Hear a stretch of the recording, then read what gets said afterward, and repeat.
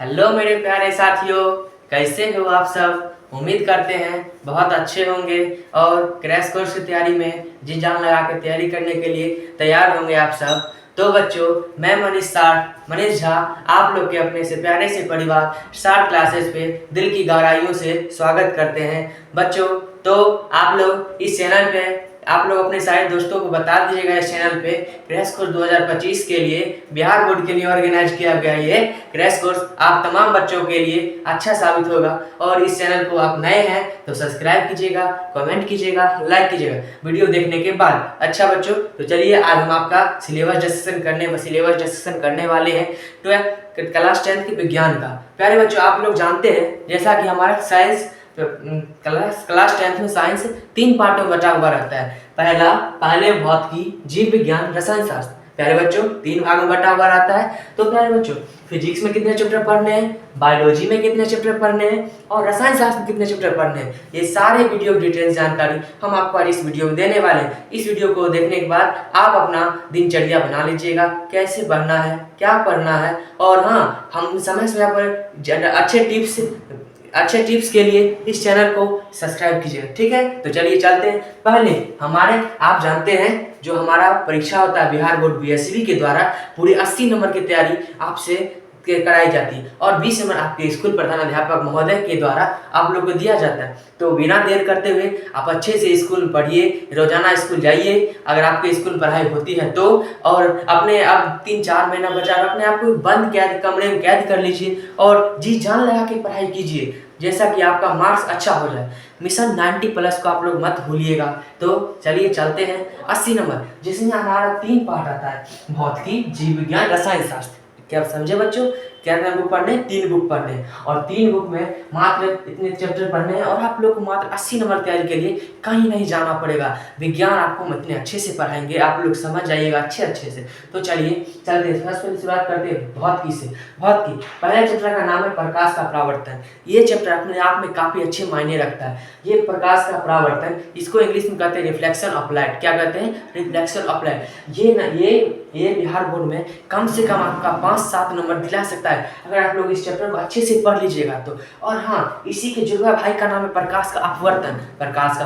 बच्चों, प्रकाश का अपवर्तन में दोनों भाई सेम टू सेम है। ये हमारे एनसीईआरटी के 2 चैप्टर हैं, बट इसको अच्छे से पढ़ने के लिए हम इन दोनों का अच्छे से पढ़ ले तो आपके बिहार बोर्ड में 12 से 13 नंबर आपके कहीं नहीं जाने वाले हैं। और उसके अगले चैप्टर आते हैं मानव नेत्र को हम लोग इंग्लिश में कहते हैं ह्यूमन आई। इसमें आप लोग प्रकृति में हम अपने आंखों से क्या देखते हैं, क्या करते हैं, इसकी सारी भी जानकारी इस चैप्टर में मानव नेत्र के द्वारा आप लोग को दी जाएगी।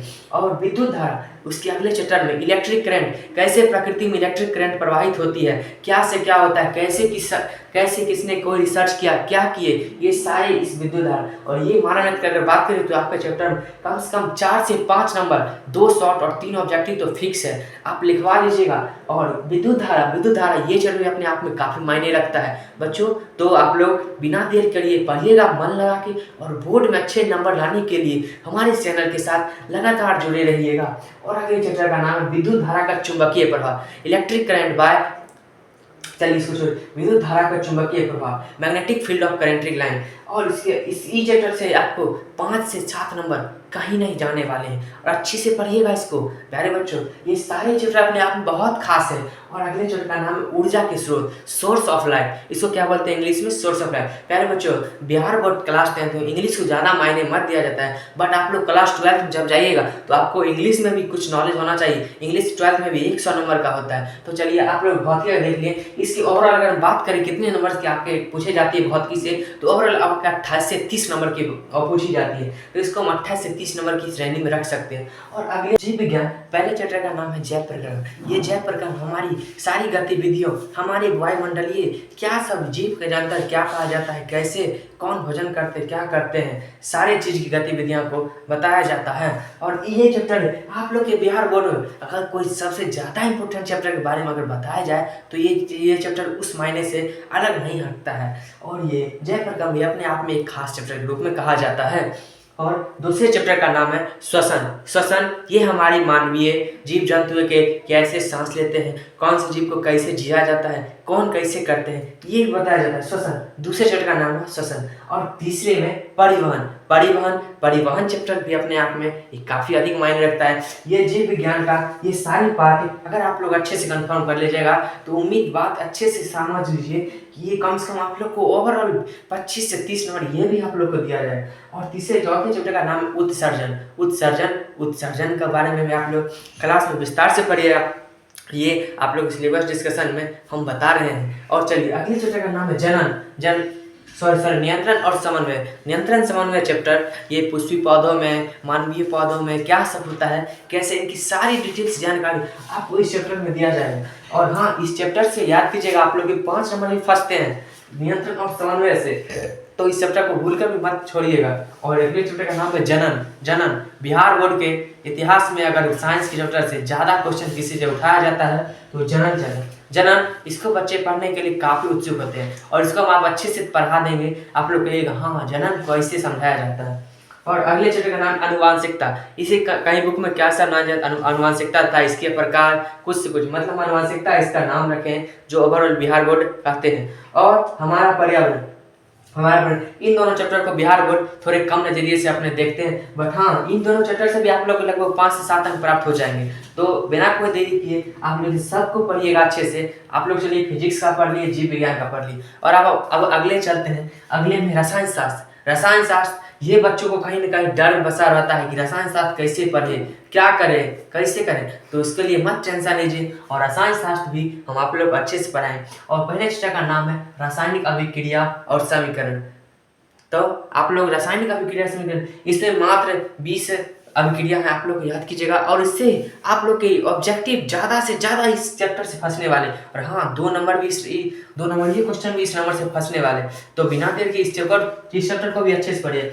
अम्ल और भस्म और लवण, ये केमिस्ट्री के दूसरे चैप्टर में अम्ल भस्म और लवण की जानकारी दी जाती है, तो आप लोग इसे अम्ल भस्म और लवण को अच्छे से पढ़िएगा। और हाँ अगर कोई दिक्कत हो तो आप लोग कमेंट बॉक्स में जरूर टाइप कीजिएगा कि हमें सर ये प्रॉब्लम हो रहा है, हमें ये प्रॉब्लम, आपकी समस्या के जल्द से जल्द समाधान किया जाएगा।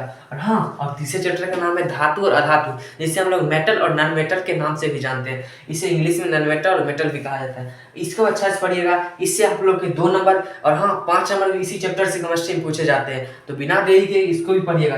और अगले चैप्टर का नाम है कार्बन एंड इट्स कंपाउंड, इस चैप्टर का नाम हुआ। और 5वें चैप्टर का नाम है तत्वों का आवर्त वर्गीकरण। इसमें हम जानेंगे कौन से वैज्ञानिक सर ने मेंडलीव, आवर्त सारणी, बहुत से मौसले क्या जो सब क्या के विस्तारित रूप से आपको हम चैप्टर की जानकारी में डिस्क्रिप्शन देंगे और अच्छे से पढ़िएगा।